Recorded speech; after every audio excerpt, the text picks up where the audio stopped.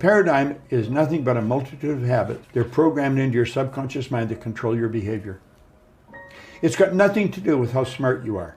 It's got nothing to do with what your formal education is. It's got nothing to do from which side of the tracks you come from. It has to do with your paradigm. The paradigm is a program in your subconscious mind. It's both genetic and environmental that's controlling your behavior. Everyone that can hear my voice knows how to do better than they're doing. And they may wonder, why don't I do it? It's because you're programmed to do what you're doing. Yeah. And until you change the program, nothing's going to change. Paradigm has to be changed. It's already happened intellectually the second you think about it. It's already happened emotionally when you're emotionally involved with it. So it's only a period of time until it manifests in physical form. But because it's not in physical form, we act like we haven't got it yet. That's why most people stay stuck, because they're acting like they haven't got it yet. So you see yourself, your imagination, you got to be that person. Goethe said that, great philosopher. He said, before you can do something, you first must be something. So you've got to be it intellectually. You've got to be it emotionally. It's like Solomon says, as a person thinks in their heart, the emotional mind. Well, it's only a period of time then until it manifests physically. That's one of the first laws of the universe, is the perpetual transmutation of energy. Energy is moving into form, always. So we cause it all to happen the way we think and the way we stay locked into ideas. I think you build the image of what you want. But everything you create twice. Once in here, once out here. So we have to see ourselves with what we want here. Now we've got an enormous deterrent in our paradigm. We're conditioned genetically and environmentally. And that conditioning is controlling most people's lives. That's why brilliant people are broke. Brilliant people are unhappy. Brilliant people never really accomplish very much. They're absolutely brilliant, but their paradigm is controlling them. And then there's environmental conditioning. We know almost all welfare recipients are fourth, fifth generation welfare recipients. So this is passed down from generation to generation. Now, unfortunately, we're all exactly the same. We got exactly the same potential. Our spiritual DNA is perfect. But that perfection never expresses itself properly because of this paradigm. It's conditioning in our subconscious mind. You see so many brilliant people and they don't make it. We have perception, the will, reason, imagination, memory, and intuition. They're the faculties that make us separate from everything else. Like, all the other little creatures on the planet are completely at home in their environment. We're the only creature that's totally disoriented in our environment. And that's because we've been given the faculties to create our own environment. But we've never been taught how to use. When John Kennedy asked Dr. Wernher von Braun what it would take to build a rocket that would carry a person to the moon, bring him back safely to Earth, von Braun said, he answered him in 5 words. He said, the will to do it.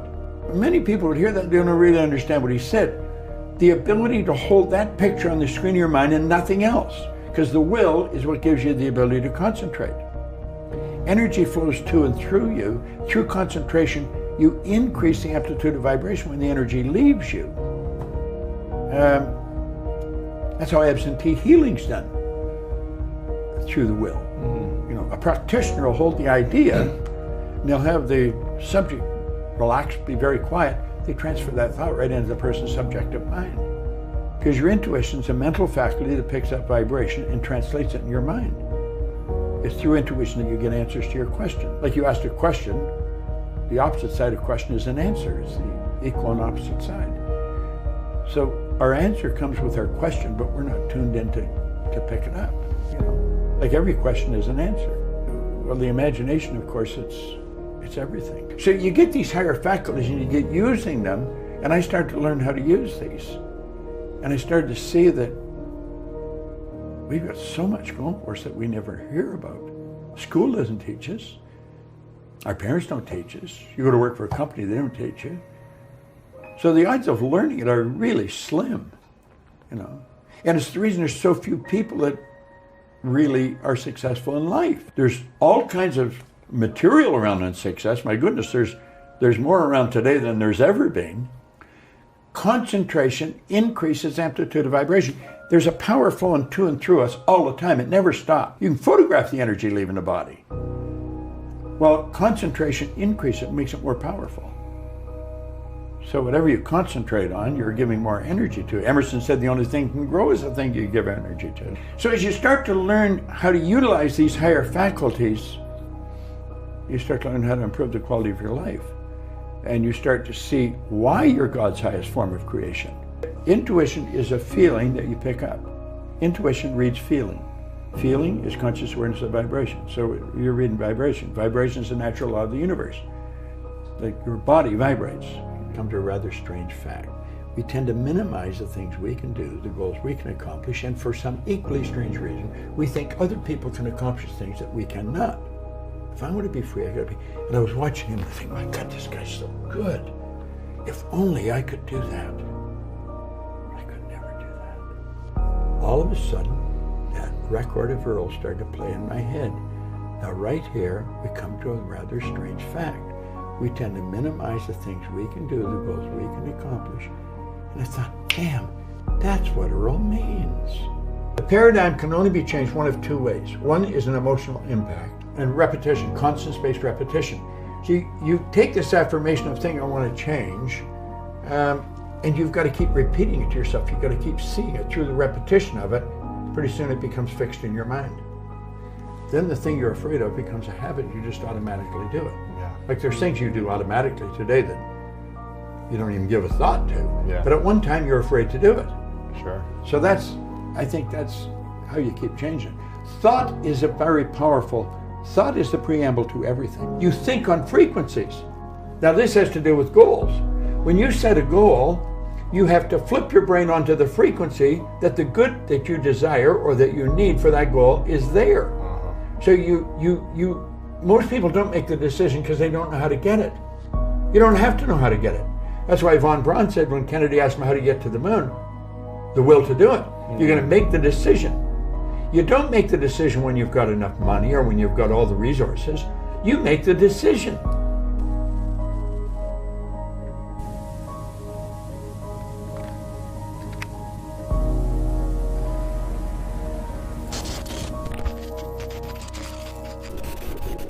A lot of times I think people have this misconception that, if you practice something in the morning, people say to me, Dhanapani, if I practice meditation for 10 minutes every morning, is that going to affect my life?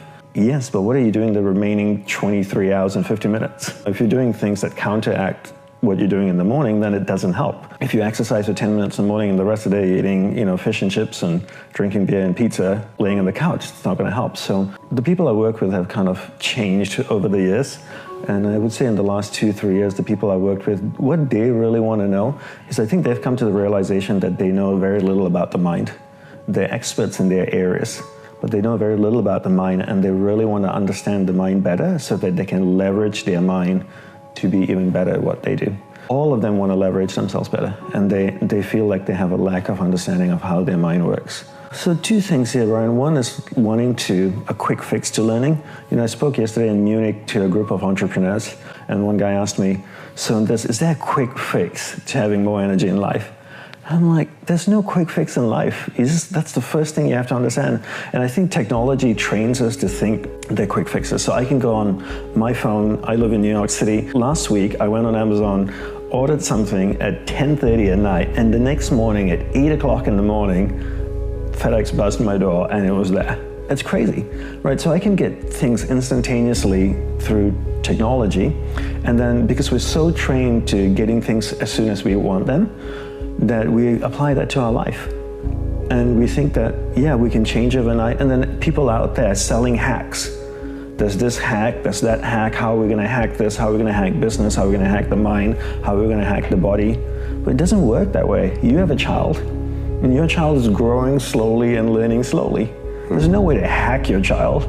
Can you make your 3-year-old boy, right? You have 3-year-old boy learn... Walk faster, talk faster. Learn triple integrals by tomorrow. Why don't you hack him? It doesn't work, right? And then why as adults do we think we can hack everything? It's not sustainable.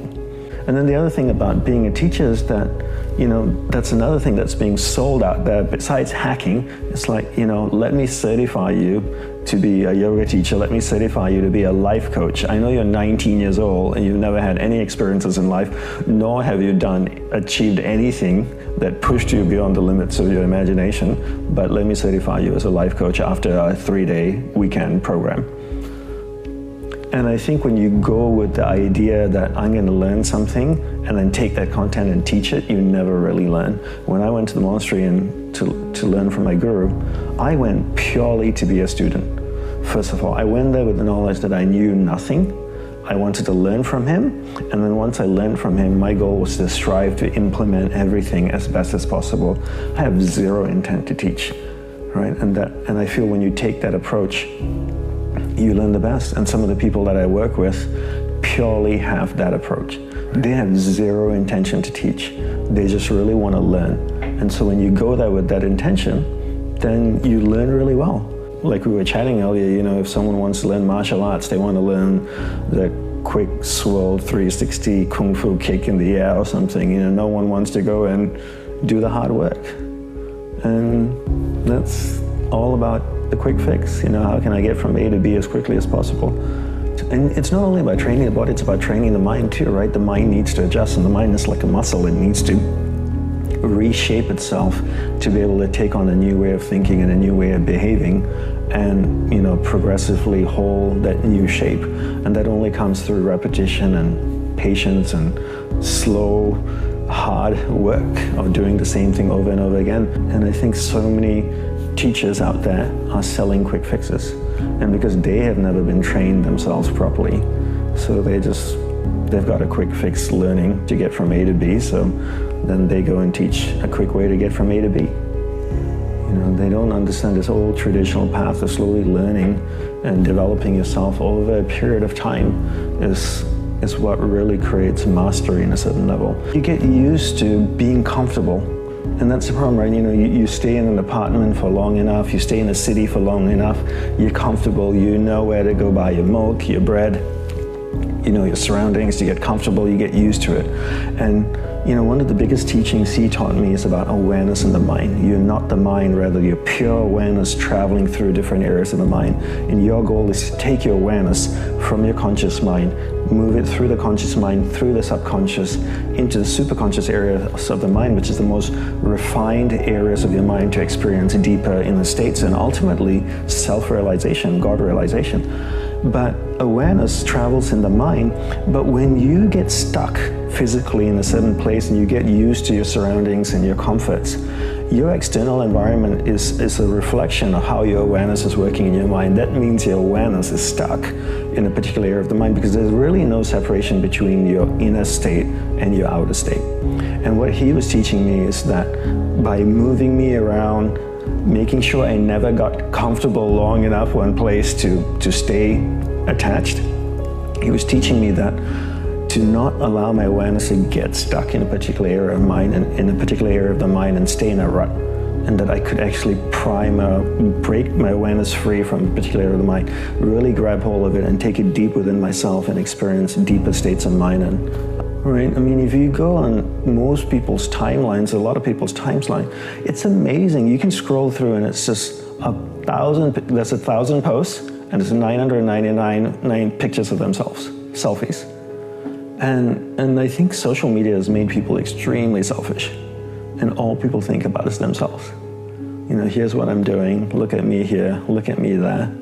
And you look at also public figures and celebrities and influencers, they constantly post pictures of themselves and their amazing life traveling all around the world. And I see and I know some of these people, and they never post pictures of their students or who's following them. It's always about them. Nobody spends time with themselves. And when I say this to people, they go like, oh, I have alone time.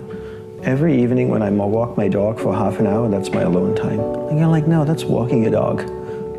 When I'm at the gym working out, that's my alone time. I go like, no, that's being at the gym.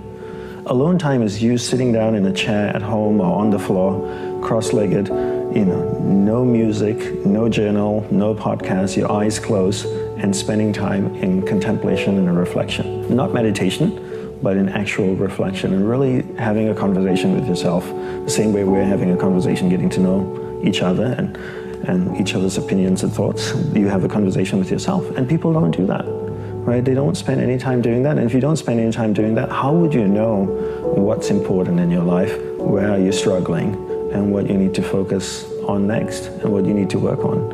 You're so busy from the moment the alarm rings, they reach over to the side table, grab their phone, turn off the alarm, look at all their notifications, and then start stroking that phone.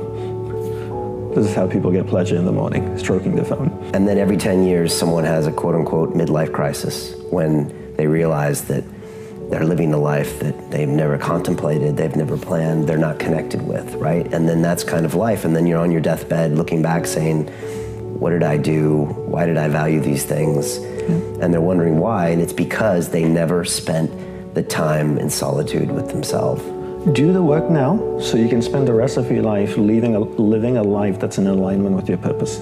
Once you figure out what you want now and what your purpose in life is, then you can spend the rest of your life living a life in alignment with that purpose. And talking about deathbed, when my guru was dying, one of the last things he said on his deathbed was, "What an amazing life. I would not have traded it for anything in the world." What an amazing life. I would not have traded it for anything in the world. Now, what words to hear from a dying man. To be able to look back on your life and say, that was freaking spectacular. So when you're so determined, when you're so clear what you want in life, and you're so determined to get it, and you're willing to give up everything and everyone for it, then you're living a life in alignment with your purpose, and then you can spend the rest of your life in sync with who you are, as opposed to chasing so many different things around you that sparkle, whether it's, I want to be like that person, and I want to do this, and that sounds fascinating, maybe I'll try that for a few years. You meet kids nowadays that are 18, 19, 20 years old, and you ask them, what do you want to do? What are you studying at university? Oh, I think I'll do science and for a year, and then I might major in this, but I was also thinking I might take a year off, travel a little bit and then come back, and I'm not sure, maybe I'll do arts. I'm kind of interested in this topic. How do you not know what you want to do? We have one life. You don't get a second shot at this. Get clear what you want. See, as a generation of people, our survival is better organized than ever before. We have ability to communicate like never before. We have comforts and conveniences that nobody had ever imagined, this generation. But also, certain things happening.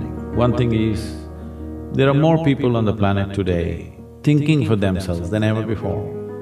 Otherwise, a religious book was thinking for them, a priest or a pandit or a mullah was thinking for them, or there was one wise man who was thinking for them.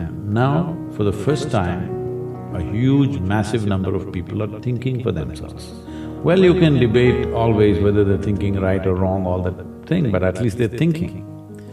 When I say thinking, what happens to thought process is, see, if two people get into an argument, both the people think the other person is illogical.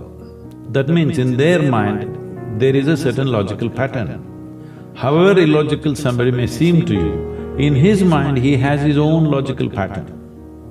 Once this pattern sets up that there needs to be some logic for you to come to a conclusion about anything, then many fanciful things that you believe, like your journey to heaven and what is up there and all these things, they start collapsing. If you look at this generation, let's say 2 generations ago, how many people in UK thought they will go to heaven? And today, how many people think they're going to heaven and they're preparing for it? Has come down dramatically. 80% heavens have collapsed in people's minds. Still they don't dare to say that because there is still fear. But in their minds, the aspiration of going to heaven is largely collapsed. So when heavens collapse, what will human beings do? They will try to find it here, which is a very good thing. But if you don't show them any way to find a heaven within themselves, that is when at least 80 to 85% of the population today is on alcohol or some kind of drug happening simply because they are trying to build their own little heaven. Because The other heaven that was promised for a long time has collapsed in their minds. We have come to a place where to grow our food, we need chemicals. To be healthful, we need chemicals. Today, 70% of the population is on prescription medication of some sort. To be peaceful, we need chemicals. To be joyful, we need chemicals. To be ecstatic, of course, you have ecstasy. So we are going towards chemicals in a huge way. The water that you drink is full of chemicals, the air that you breathe is like that, and the food that you eat is like that. So if 90% of humanity goes into chemical consumption, consciously or unconsciously, if they consume a lot of it, the next generation that we produce will be of a lesser quality than who we are. That's a crime against humanity. Now, generally always the next generation is better than the previous generation. But today we are coming to a place where we could be producing a next generation which is less than us. Once that happens, we have done something very negative against the fundamental life process. So right now, chemical is a net, it's not another trapeze, it's a net that you can fall into and people experience their own little heaven. Well, it ruins you in so many ways. See, anything… this is not a moral issue for me. What I'm saying is, the important thing about life, whether it's a grasshopper out there or you, both of us are striving to be the fullest possible life that we can be. A grasshopper is trying to be a full-fledged grasshopper, a human being is trying to be a full-fledged human being. So suppose you cut off one of grasshopper's legs which is supposed to hop, the hopping leg, if you take it off, have you enhanced its life, I'm asking you? No. No. So similarly for a human being, if you take away any of his faculties in any way, even temporarily, have you enhanced his life? No. So intoxication is just that, it is taking away your faculties for a period of time, but if you continuously do it, it'll take it away for your life. So you're taking away or subjugating your faculties for a little bit of pleasure, or maybe a lot of pleasure, however you wish to describe it. But the important thing is you're taking a backward step with life, because life can only be enhanced by sharpening and increasing our faculties, not by decreasing our faculties. Our ability to be active physically, mentally, emotionally, spiritually, if this is in any way crippled, this means we are taking a backward step. The greatest chemical factory, the most sophisticated chemical factory is right here. The question is only, are you a great CEO or a lousy CEO? If you are a great manager, you will produce what you want from this. If you are a lousy manager, you do wrong things, you get anxiety, you get something else, you get rubbish going on within you because you are misusing your chemical factory or you don't know how to manage your chemical factory. Every human being wants his life enhanced. If you don't show them proper ways to enhance, they will find shortcuts. See, a man who goes to the bar and a man who goes to a church or a temple or whatever, they're seeking the same thing, they're trying to enhance their life, isn't it? If you do not show them a proper way, they will take whatever ways are available on the street, that's all. That's why I'm saying it's not a moral issue for me. It is just that it sets you backward. You want to go forward, but it sets you backward. See, all human experience comes from within, isn't it? I don't know what kind of geniuses thought these things. I know in America there must be a million books telling you how to, milk happiness from something else or somebody else but all human experience is generated from within. What comes from within you must be the way you want it, isn't it? Isn't that simple enough, I'm asking? Yes. What comes from around you may not be the way you want it, but what comes from within you must be the way you want it. If whatever happens within you the way you want it, will you be blissed out or miserable? Should be happy. Blissed out. Blissed out. If you… see, most people understand complexity as intelligence. If they make themselves difficult, they are supposed to be intelligent. Making a simple thing difficult is not intelligence. Making a very complex thing simple is intelligence, isn't it? So wrong sense of intelligence, idea of intelligence has entered people's minds. They think if they make a problem out of every solution, they're intelligent. No, no, no. If you find solutions for every problem, that is intelligence. That's my understanding. See, to learn ABC, to learn to read and write a simple language like English, I'm saying simple language, just 26 alphabets. Tamil language has 212 alphabets, very complex. To learn a simple language, you take 12 years of schooling. To read, write, understand, this is all you're doing in the school. You may be reading a science book, but you don't know any damn science by reading a high school textbook, all right? So, for this you're taking 12 years. To transform your life, you want to do it in 2 minutes. So is that what your life is worth? So if your life is worthwhile, is it not important that you invest a certain amount of time and energy rather than looking for this stupid stuff of one mantra with which I will transform my life? It will not happen like that. That's the reason why most people have remained the way they have remained, because they've not invested in their well-being.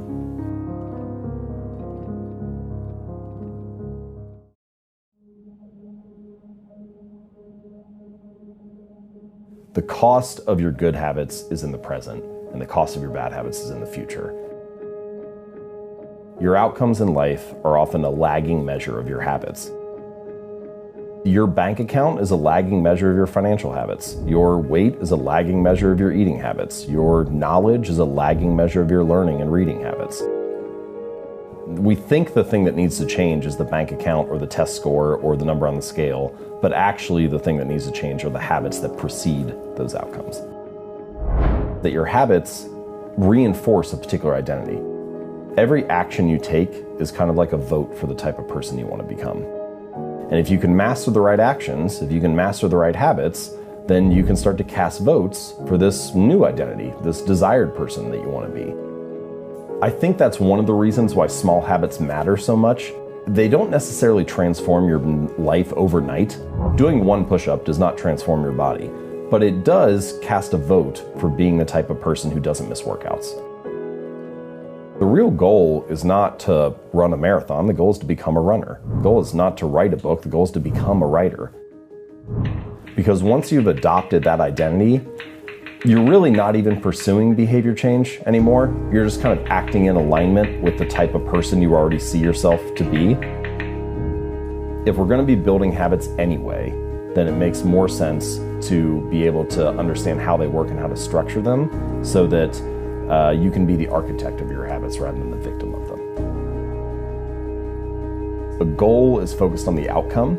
A system is focused on the process. If you are a writer, your goal might be to write a best-selling book, but your system is the writing process that you follow each day and like getting your butt in the chair. It's your research. What if you ignored the goal, right? If you say forget about the goal and focused only on the system, would you still get results? We live in a very outcome-focused society.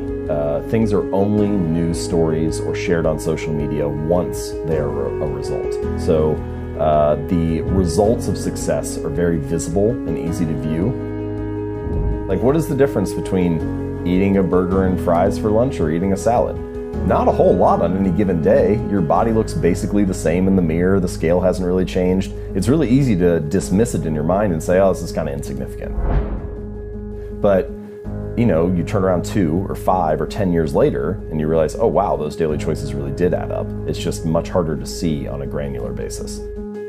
Achieving a goal only changes your life for the moment. It's actually not the thing that you're looking for. We think the results are the thing that needs to change, but it's actually the process behind the results. You don't need to lose weight, you need better eating habits, and then your weight will always be around where you want it to be.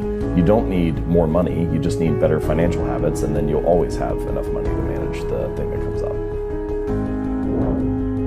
Because if it's all about the goal, as soon as the goal is achieved, you don't have that motivating you anymore. But if instead it's about being a runner, then even once you finish the race, you still have a reason to show up again the next week. In pretty much any domain, true long-term thinking is really goalless thinking. It's much more about being that person, developing that identity, following that system, and then you just happen to realize your potential along the way. And habits are a lot like that. They're not exactly like compound interest, you know, where you kind of like hit that hockey stick portion of the curve, but they really feel like that a lot. It feels insignificant on any day, but then you turn around 10 years later and it's actually, you're surprised by where you end up. And that's a hallmark of any compounding process, that the greatest returns are delayed. Habits are like that too. You know, they don't feel like much on any given day, but they really add up over the months and years. You go to college now, and then you graduate in 4 years. You save for retirement today, and then you retire decades from now. You show up at work this week, and then you get a paycheck in a month. And so it's actually like, there are all kinds of things we do in modern society that require you to delay gratification. So there's an immediate outcome, an immediate reward, and then an ultimate reward. And for your bad habits, one reason bad habits stick so readily, that they form so easily, is because bad habits, often the immediate reward is favorable. Meanwhile, good habits are often the exact opposite. The immediate reward of going to the gym, or going to the gym for like a week, isn't really that great. Your body's probably sore, you don't have much to show for it, your body looks the same, your weight hasn't really changed. But if you stick to that for 6 months or a year or 2 years, then the ultimate reward is favorable. Or a lot of the challenge of building good habits and breaking bad ones is figuring out how to pull the long-term costs of your bad habits into the present moment, so you feel a little bit of that pain right now and have a reason to avoid it, and pull the long-term rewards of your good habits into the present moment so it feels good and you have a reason to kind of make it through that like valley of death in the beginning and stick with it while you're waiting for those delayed rewards to accumulate. The ultimate form of intrinsic gratification is a reaffirmation of your desired identity. If your desired identity is, I'm the type of person who doesn't miss workouts, or I'm an athlete, every time you're doing a squat, literally you can be in the middle of the rep and you're already getting gratified because you're acting in alignment with the type of person you want to be. It takes a little while to get to that point where that actually feels like you. When you walk into the gym for the first time, you feel very uncertain. It's not your territory. You don't feel like it's your terrain. But once you show up again for a week or a month or a year, at some point you cross this invisible threshold where it starts to feel like, yeah, this is for me. Once you've crossed that stage, it becomes more likely that you can get that kind of reaffirmation of your identity and start to instantly feel gratified. We should let the behavior lead the way. So let the behavior drive the belief rather than the belief drive the behavior. And if you're trying to get yourself to latch onto a new identity or tell yourself a new story, it's more powerful to let the behavior lead the way because the behavior provides immediate evidence that you are that kind of person. I think there's something powerful about good habits become easy habits when you can learn to find joy in delaying gratification.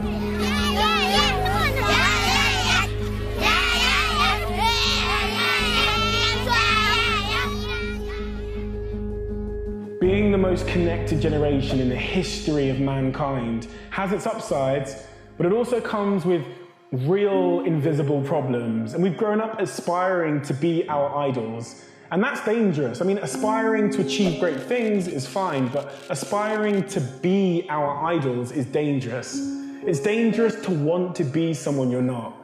It's also not possible, but it's dangerous. And social media has glamorized the lives of a few, and we get to see their nice cars and their holidays and their wonderful lifestyle, and we want that, but we don't see the years and years of hustle, the pain, the sacrifice, the natural talent they had, the innate passion for their craft, the incredible details Steve Jobs saw the world in, or the unbelievable hardship that Richard Branson went through to get there. We don't see that. We just see the destination and we want that. But most of us don't have and aren't willing to give what it takes to fulfill that journey because it's not our journey, it's theirs.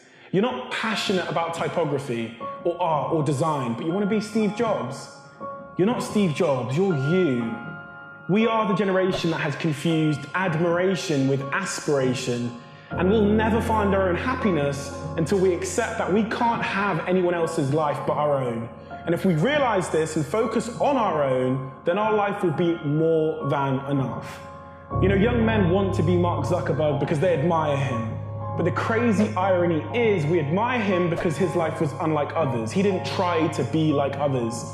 So if you want to be Mark Zuckerberg, it's time to stop trying to be Mark Zuckerberg because you'll never achieve your personal greatness.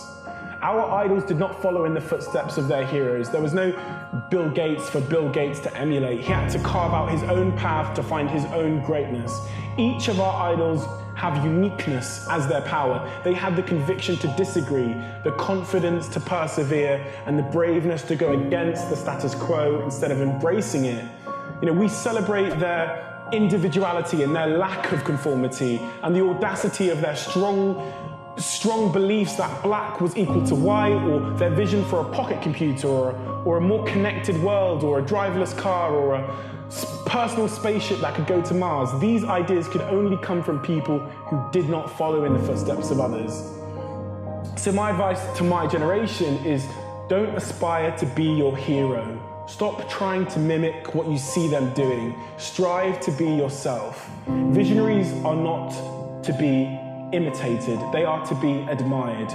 Trying to be someone else is a surefire way of becoming nobody at all. The only great person you can become is the greatest version of yourself, because all the other great people are already taken. And the funny thing is, once you become the greatest version of yourself, people will see your life and they'll make the mistake of trying to be you too. There's a recent phenomenon that's not being talked enough about in our culture, and specifically in our world, which is what failure is doing in our space.